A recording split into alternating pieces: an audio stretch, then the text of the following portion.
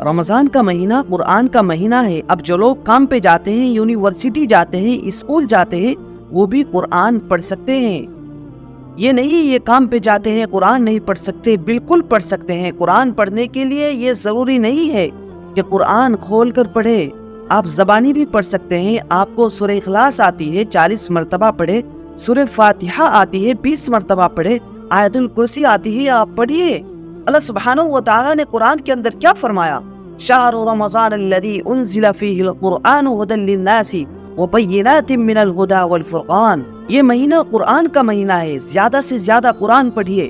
اور حدیث میں آیا ہے، آپ صلی اللہ علیہ وسلم نے فرمایا، قرآن کے ایک حرف کے بدلے 10 نیکیاں ہیں۔ میں یہ نہیں کہتا کہ الف لام میم ایک حرف ہے، الف الگ حرف ہے، لام الگ حرف ہے، میم الگ حرف ہے۔ تو جتنا آپ سے ہو سکے آپ قرآن پڑھیے، جہاں سے جتنا بھی کچھ